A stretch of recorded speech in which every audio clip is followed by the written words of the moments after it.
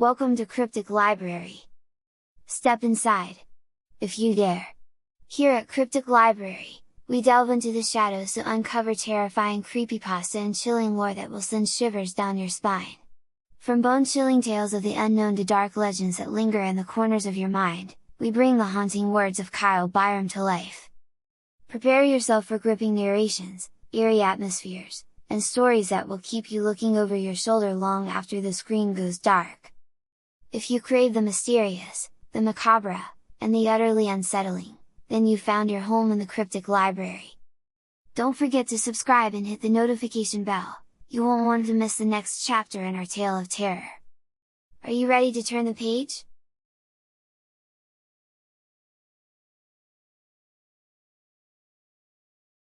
The summer had arrived abruptly, bringing with it an oppressive heat that weighed heavily on the small, isolated village of Briar Hollow. The once vibrant streets were now nearly deserted, as if the scorching sun had drained life out of everything it touched. It was during this heatwave that the flowers began to bloom. It started in the garden of old Martha's house. The neighbors first noticed them one morning, dark, fleshy petals unfurling from thick green stalks that twisted like serpents. The flowers were mesmerizing, their vibrant crimson coloring unlike anything anyone had seen before. They seemed to glow, pulsating in the sunlight as if alive. Martha herself didn't think much of them at first. She prided herself on her garden, and these mysterious blossoms only added to their allure. She found herself drawn to them, bending down to inhale their intoxicating scent. It was sweet, so sweet that it made her head swim. She smiled, her fingers brushing the petals gently, not noticing how the flowers shifted slightly toward her touch, as if seeking more. Within a few days, similar flowers began to appear in other gardens. They spread at an unnatural speed, taking root in every patch of soil they could find. The villagers were captivated. The flowers were beautiful, and their scent was irresistible, like a mix of honey and something far richer, almost decadent. People would linger near them, inhaling deeply, their faces softening with serene smiles. But with the beauty came an odd unease. A week after the flowers first appeared, Martha stopped showing up at the market. Her neighbors shrugged it off at first. She was old, after all. But then others began to disappear as well. First Mr. Clark, the baker, then young Emily, whose mother wept in the village square, begging for help in finding her daughter. The village was small, and word spread quickly. Whispers of missing people, of strange occurrences, of something not being quite right. A chill crept through Briar Hollow, even as the heat continued to bake the earth. Amelia stood at her kitchen window, staring out at her garden.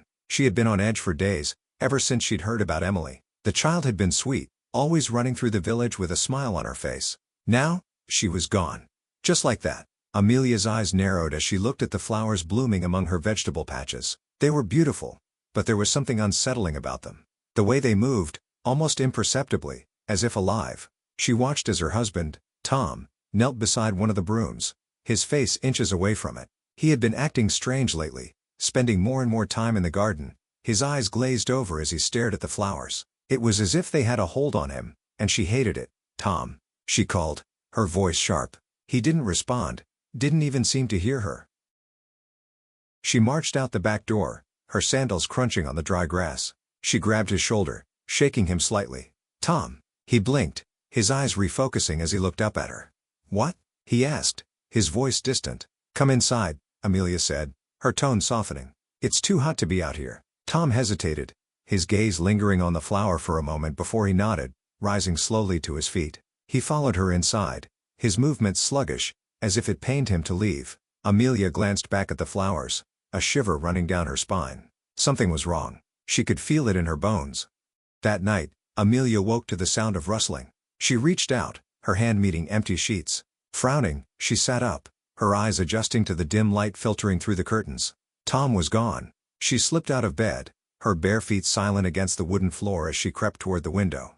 She pulled the curtain aside, her breath catching in her throat. Tom was in the garden, kneeling before the flowers. His hands were on the ground, his head bent low, as if he were praying to them. Amelia's heart pounded in her chest, fear curling in her stomach. She watched as he leaned closer, his face pressing against the petals, his body trembling. "No," she whispered, turning and rushing down the stairs. She threw open the back door, her eyes wide with terror as she ran toward him. Tom. He didn't move, didn't react. She reached him, her hands grabbing his shoulders, pulling him back. But what she saw made her scream. The flowers were attached to him, thin green tendrils burrowing into his skin. His face twisted in pain. His eyes met hers, wide with terror, and he tried to speak, but no words came out. Amelia yanked at the tendrils, her fingers slick with something warm and wet, but they wouldn't budge. Tom's body convulsed, his back arching as the flowers pulsed, their petals wrapping around his head. Amelia sobbed, her hands trembling as she tried to pull him free, but it was no use. The flowers tightened their grip, pulling him down, his body sinking into the earth as if the ground itself were swallowing him. "Tom!" she screamed, her voice raw, but it was too late. He was gone. The flowers closing over the spot where he had knelt, their petals stained a deeper shade of red. Amelia fell back, her hands covered in blood, her breath coming in ragged gasps. She stared at the flowers, her mind struggling to comprehend what she had just seen. They were alive, truly alive, and they had taken him. By morning, the village was in chaos. More people had gone missing, their families left with nothing but the eerie, blooming flowers in their gardens. Amelia ran from house to house, her eyes wild, her voice hoarse as she tried to warn them. But it was no use. The flowers had them in their thrall, their scent intoxicating, their beauty irresistible. She found herself at the edge of the village, her feet carrying her toward old Martha's house. The garden was overgrown, the flowers towering above her, their petals glistening with dew.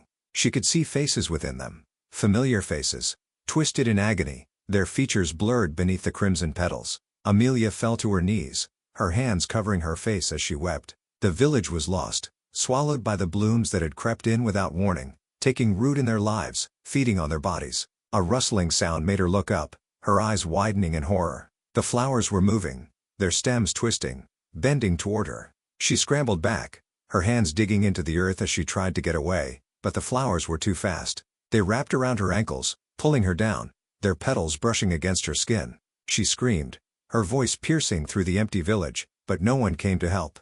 The flowers tightened their grip, their tendrils burrowing into her flesh, and she felt a searing pain as they fed, her blood nourishing their roots. The last thing she saw was the sky, a bright blue expanse that seemed so far away, and then the flowers closed over her, their petals sealing her fate.